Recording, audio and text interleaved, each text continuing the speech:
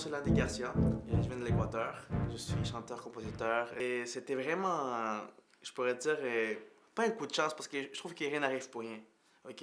Mais c'était pas quelque chose que j'ai prévu. J'ai pas dit, c'est quoi, je vais aller dans une école de musique puis je vais devenir chanteur. Je vais m'informer plus dans la musique puis être dans la musique. Et je pense que la musique est venue dans ma vie par surprise parce que j'ai participé à une émission qui s'appelle Allume-moi avec VTL.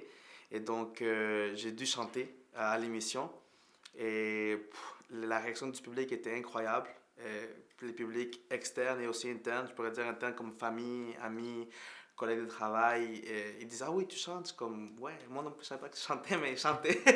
Et donc, depuis ce temps-là, je pense que c'était la voix du public. Donc, je me suis décidé, tu sais quoi, je vais commencer à pouvoir écrire d'autres chansons progressivement, plusieurs rythmes, mélanger plusieurs rythmes. Puis, qu'est-ce qui était très populaire, c'était le reggaeton, avec l'explosion de Daddy Yankee, Nicky Jam. C'était vraiment mes influences pour pouvoir écrire ma musique. Donc, je me suis dit, tu sais quoi, je pense que c'est quelque chose que je veux faire une trajectoire musicale. Je dis pourquoi pas. J'avais déjà comme le monde qui m'appuyait, donc je me suis dit, ça serait une nouvelle étape pour moi, être dans la musique.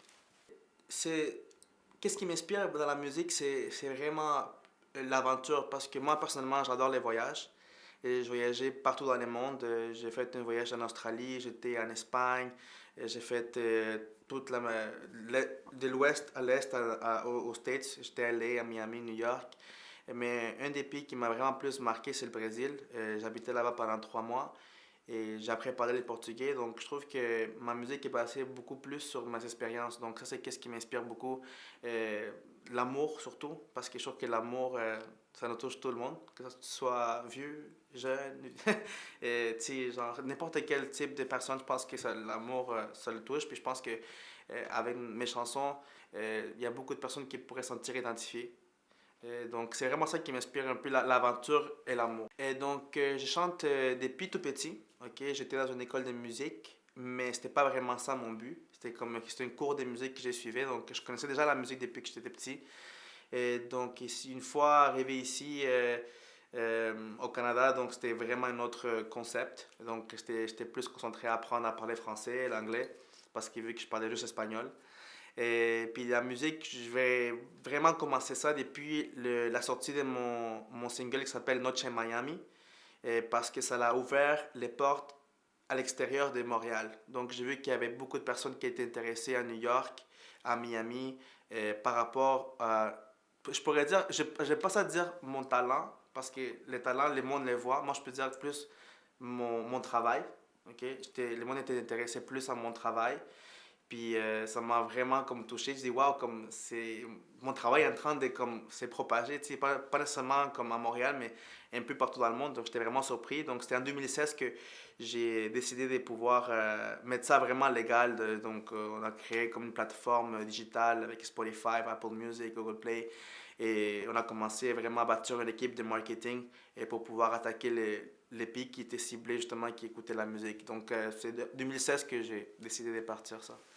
Oui, donc j'ai eu l'opportunité de pouvoir jouer dans une église. Donc c'est là que j'ai, je pourrais dire, amélioré ma connaissance musicale. Et donc j'ai joué dans une chorale et j'ai appris à jouer la guitare, je connaissais les notes, puis je faisais les harmonies en arrière. Et donc c'est sûr que c'est là que ça a commencé tu sais, à prendre des instruments. Tu sais, avant, je touchais juste le tambour, là, tu sais. Donc, c'est vraiment mais oui, c'est un instrument, c'est une percussion. Donc, oui, ça marche comme instrument. Mais là, on parle d'un instrument, tu sais, à cordes, tu sais, une acoustique, une guitare. Donc, c'est sûr que c'est qu'est-ce que je joue actuellement. Donc, c'est l'acoustique. Les pianos, c'est quelque chose que j'aimerais ça faire, mais je pense qu'il y a, j'ai encore beaucoup à apprendre sur la guitare.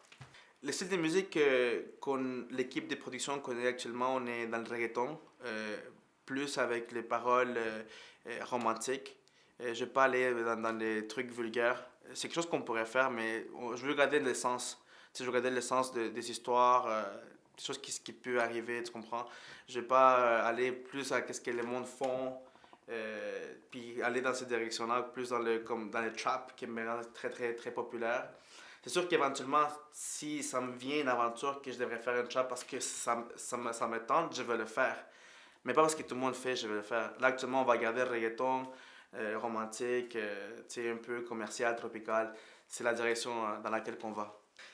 Donc ça, c'est une très bonne idée parce que la raison pourquoi est-ce que j'ai décidé de pouvoir élargir ma musique à l'extérieur de Montréal, c'est parce que mon fanbase est à l'extérieur, justement.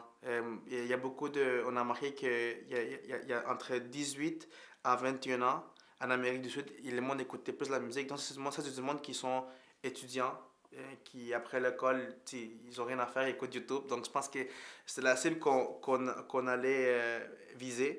Tandis qu'ici, à Montréal, je trouve que le mode de vie est plus rapide, tu vois, parce qu'on a beaucoup plus de travail, on a l'école le soir, les jours, donc sûr que comme on est plus occupé, tandis que là-bas, t'as amplement le temps de tout faire, tu comprends? Donc sûr que là, c'est la raison pourquoi que j'ai décidé de pouvoir prendre les risques, ok? Prendre les risques d'aller en Colombie, d'aller à Miami, d'aller à New York, et pour pouvoir vendre ma musique. Parce que je trouve que c'est le marché latino, le marché latin où est-ce que c'est grandiose. Donc ici, Montréal, j'adore Montréal, mais par contre, c'est pas encore je suis pas encore rendu là. Donc je pense que si dans le futur, je devrais faire un featuring avec quelqu'un qui fait en français ou qui fait en anglais, je pense que là, ça ouvrirait les portes. Mais pour le moment, on va aller viser dans les publics Amérique du Sud, New York, où est-ce que le marché latino il est comme très important, là.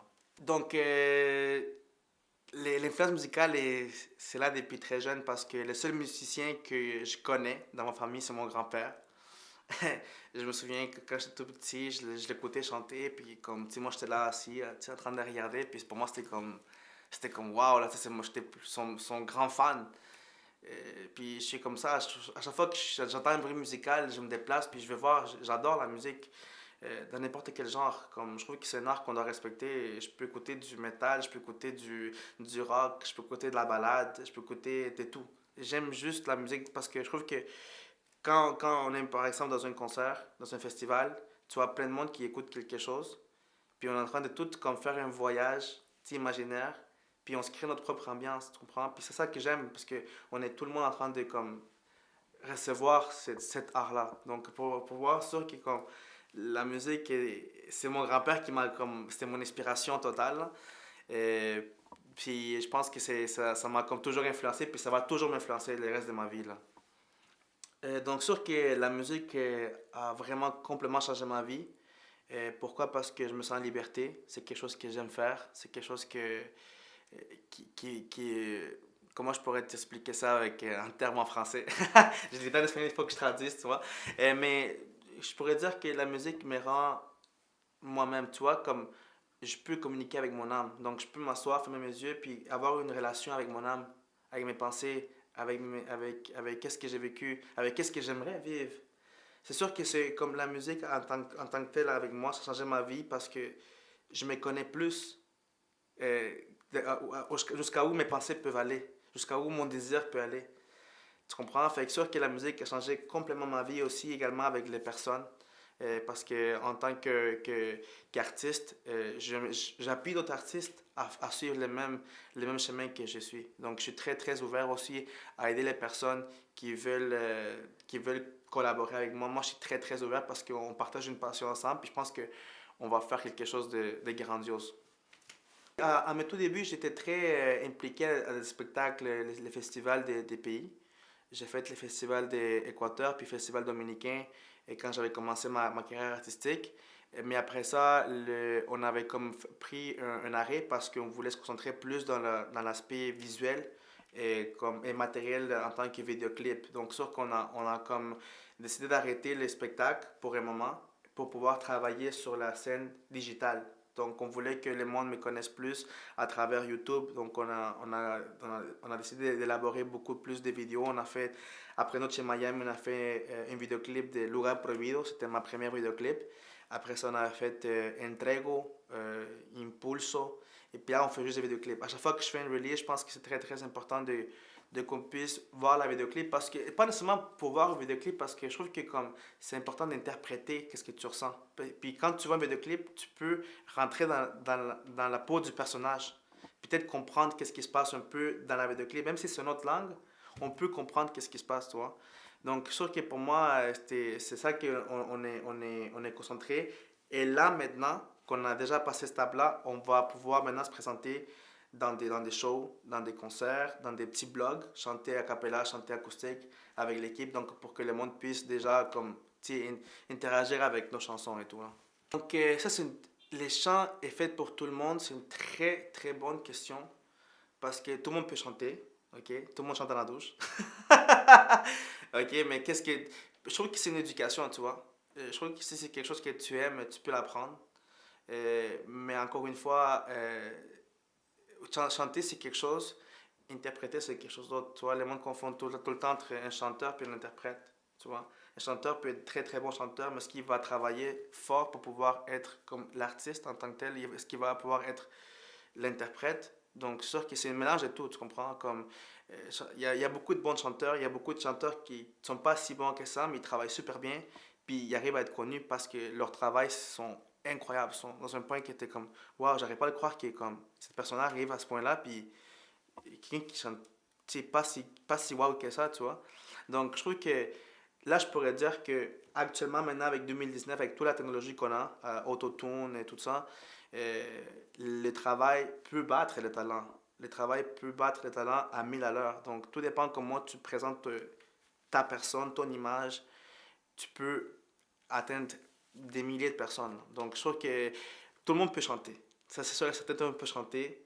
Là, maintenant, c'est qu'est-ce que tu vas travailler pour ça. Ça, c'est comme qu'est-ce qui reste à discuter. Mais, encore une fois, moi, je dis que la musique, elle est venue en moi. Donc, je peux pas dire que oui, je suis né pour chanter, tu vois.